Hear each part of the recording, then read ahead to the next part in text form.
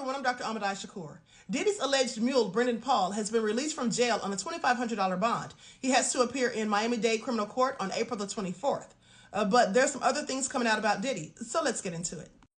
Diddy's accuser, Rodney Jones, has amended his lawsuit as of days ago. Now, in a previous filing, he said that Young Miami was one of Diddy's SEX workers and that she was paid to do so. He also has added more information about Young Miami in this amended filing, so you can pause to read.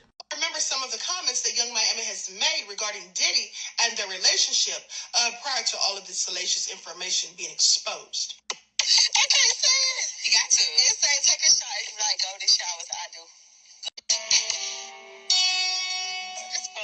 Yeah, you know when you was drunk. And I'm sure we all remember when she said this. I'm gonna give it to you honest.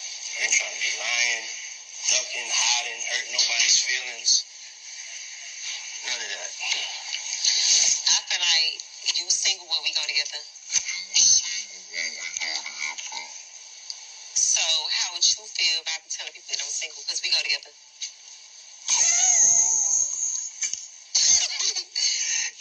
I'm not laughing.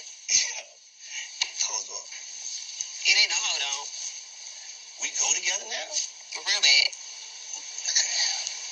Whatever you say. I like that. Now, just imagine saying something like that publicly and then only to be relegated to the status of an SEX worker.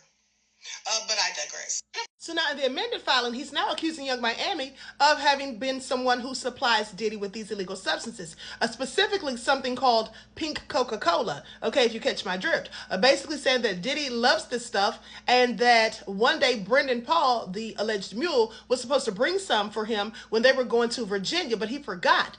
So he says that Christina Coram called Young Miami and asked her to bring it, and she did. Please pay attention.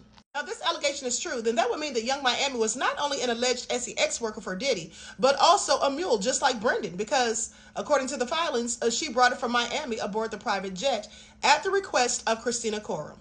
But wait, there's more, because writer and journalist Touré had something interesting to say about Diddy when he was speaking with Joy Reid. Okay, please pay attention. You know, I was personally disturbed many years ago, okay?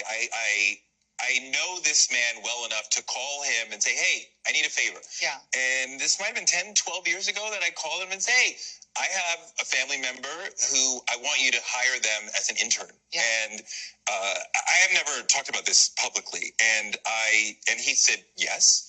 And they were flying around, one of the interns, Atlanta, Miami, whatever, on the jet, in the house, whatever. And then the internship stopped abruptly, like 3 or 4 months into it. Yeah. And I spoke to my family member, like, well, what happened? And they wouldn't say. Yeah. And I'm like, why did it end? He wouldn't say. And years later, they finally came out, and this is a male, and said that Puff had said, come home, stay the night with me, or the internship is over. And they said, absolutely not. He said, absolutely not. And the internship ended. But from there, I was like, oh, like this is how it goes. Now, I find that story very interesting, considering the fact this is coming from someone who has nothing to gain by just making this up. And this is someone who's not trying to sue or trying to get any money or anything like that. And I just thought I'd point that out for those who continue to try to be Diddy apologists and make a myriad of excuses and say that people are just out here making unfounded claims and there's no proof and evidence and that people are just trying to get money. Okay, they need to stop, because all of these people are absolutely not lying. Okay, please make it all make sense.